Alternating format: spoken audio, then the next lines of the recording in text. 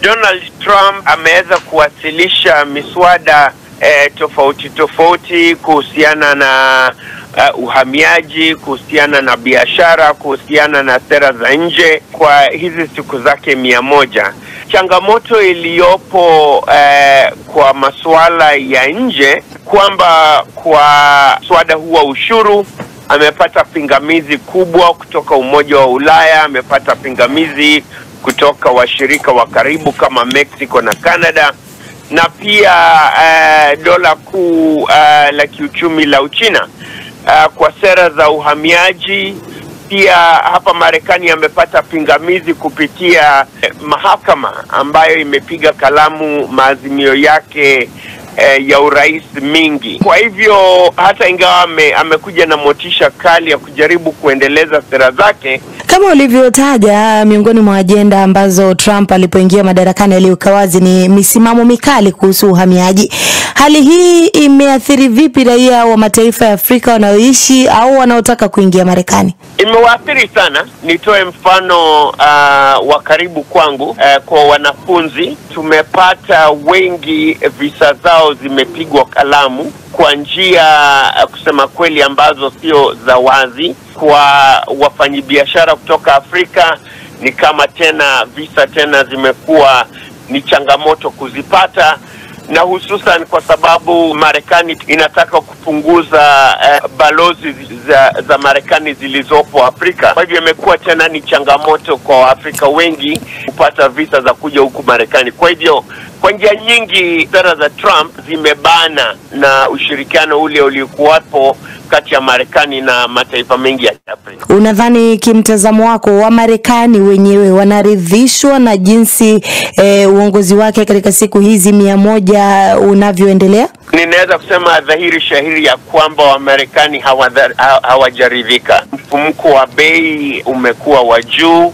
Sera zake za nje hususan za ushuru ni kama zimebadilika siku moja nenda nyingine, na cha maana pia ni kura za maoni kwa Donald Trump.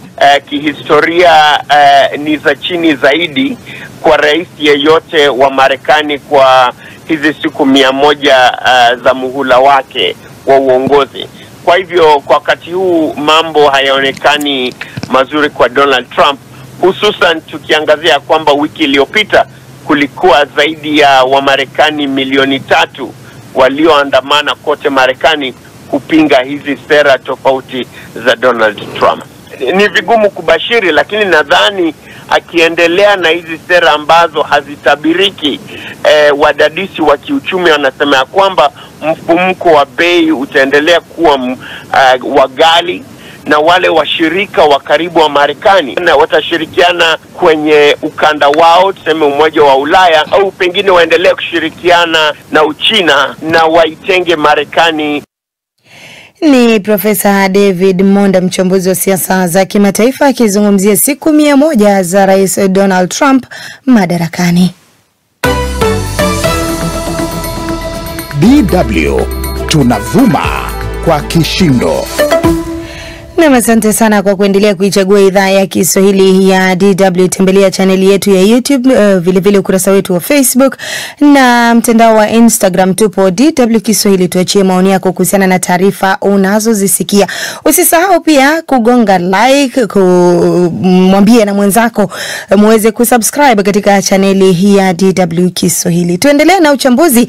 Licha ya juhudi za kidiplomasia zinazoendelea ambazo zinanuiwa kutanzua mgogoro wa vita mashariki mwa Jamhuri ya Kidemokrasia ya Kongo, kundi la waasi wa M23 linaendelea na mpango mahsusi wa kuwasajili vijana kujiunga na jeshi lao katika maeneo wanayodhibiti. Mpango huo unaendelezwa hasa katika maeneo walioyateka katika mitaa ya Goma, ambao ni mji mkuu wa mkoa wa Kivu Kaskazini. Kulingana na wadadisi, muungano huo wa AFC na M23 una mkakati wa kujiimarisha wakiwa kwenye meza ya mazungumzo. Mwandishi wetu Lubega Emmanuel anatusomea ripoti ifuatayo. Timu ya kuhamasisha na kusajili vijana ya muungano wa waasi wa AFC M23 imetajwa kuendesha zoezi hilo katika mtaa wa Murara mjini Goma. Innocent Munyemana ambaye ni miongoni mwa wakuu wa timu hiyo amefahamisha kuwa wanawahimiza vijana kujiunga na anachokiita Jeshi la Mapinduzi la Kongo au ARC. Nous avons également appelé les jeunes gens. Tumetoa mwito kwa vijana ambao wangependa kujiunga na Jeshi la Mapinduzi la Kongo wafanye hivyo, kwani ni jeshi linalozingatia utaalamu, limeelimika na kujitolea kupambana na utawala mbovu na mienendo mingine mibaya. Kijana aliyejitambulisha kwa jina la Salomon kutoka mtaa huu ameelezea kwa nini ameamua kujiunga na waasi. Nimeamua kwa hiari kujiunga na M23 kwa sababu nimeshawishika kwamba vuguvugu hili linapigania maendeleo. Ninajitenga na utawala wa aliyekuwa Rais Chilombo ambaye alitoa ahadi ambazo hakuzitimiza. Ndio maana kwa hiari yangu nimeamua kujiunga na M23. Zoezi hili la kuwasajili vijana kuwa wapiganaji linaendelea katika maeneo mbalimbali, hata katika mkoa wa Kivu Kusini. Katika ripoti yake hivi karibuni, Umoja wa Mataifa umearifu kuwa zoezi hilo limekuwa likifanyika huku baadhi ya vijana na watoto wakilazimishwa kujiunga tangu mwezi Aprili mwaka 2024. Maelfu ya vijana na watoto hao wamepitia mafunzo katika miezi michache iliyopita.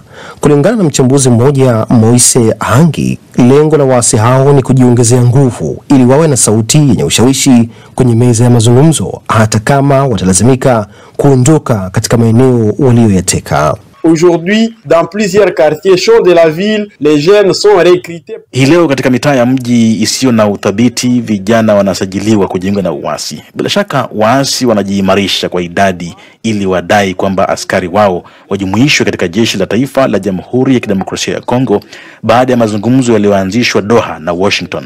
Tunaamini serikali ya Kongo inatakiwa kubaki kuwa chonjo sana.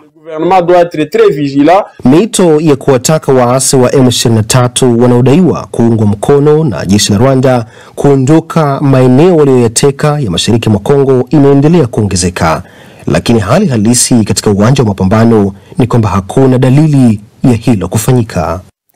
Kunradhi msikilizaji, ni sauti yake Suleiman Mwiru wala sio Emmanuel Lubega kama nilivyokuarifu hapo awali. Tuelekee sasa nchini Tanzania. Chama tawala CCM kimeonya kuwa hakuna mtu wala kikundi chochote kinachoweza kuzuia uchaguzi mkuu wa baadaye mwaka huu, kikisisitiza kuwa anayetaka kuiondoa madarakani CCM akaribie katika uchaguzi mkuu. George Njogopa ana maelezo zaidi. Chama hicho tawala ambacho kimekuwa kikiwasambaza makada wake kuzunguka kuna kule katika majukwaa ya kisiasa kinasema uchaguzi wa mwezi Oktoba uko pale pale. Katibu wa itikadi na uenezi wa chama hicho alianza ziara ya kuzunguka Dar es Salaam. Amos Makalla amesema wanasiasa wanaopenyeza ajenda kutaka kuzuia uchaguzi huo hawatafanikiwa, huku akionyesha ukosoaji wa waziwazi kwa chama kikuu cha upinzani Chadema ambacho ndicho kinachoendesha kampeni yenye kauli mbiu isemayo bila mabadiliko hakuna uchaguzi. Makalla amesema ajenda ya Chadema inakwenda kinyume na katiba ya nchi inayotaka kila baada ya miaka 5 kufanyika kwa uchaguzi mkuu.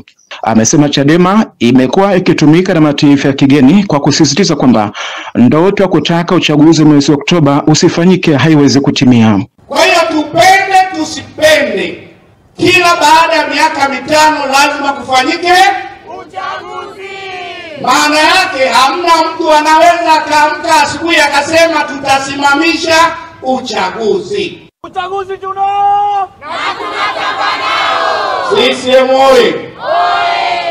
Vyama vyote vimesaini kasoro chama kimoja, wao wameomba wapumzike mwaka huu.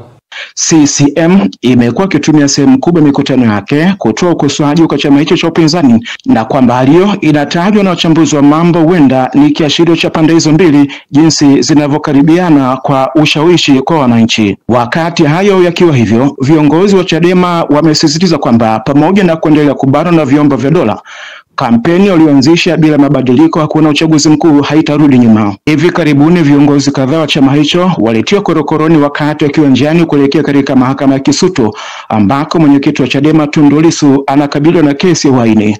Wote wawili, makamu mwenyekiti wa chama hicho Tanzania Bara John Heche na katibu wake mkuu John Mnyika, wameashiria uwezekano wa kutovunjika moyo na kampeni hiyo licha kukumbwa na misukosuko ya hapa na pale. John Heche amesema Chadema inaamini katika nguvu ya umma na haitarajii kurejea nyuma katika kampeni hiyo, ambayo amesisitiza kwamba utekelezaji wake ni maamuzi ya mkutano mkuu wa chama. Hili ya kukamatwa mimi ni sehemu ya vitisho vya kutuzuia kufanya kazi yetu, lakini lazima tufanye kazi yetu. Katika hatua nyingine, viongozi wa kitaifa wa Chadema ambao leo walipanga kuanza ziara ya kunadi kampeni hiyo katika kanda ya kaskazini wameahirisha hatua hiyo ili kutoa nafasi ya ufuatiliaji wa mwenendo wa kesi ya Lissu itakayoamuliwa hapo Mei 6. Kutoka Dar es Salaam ni George Njogopa wa DW.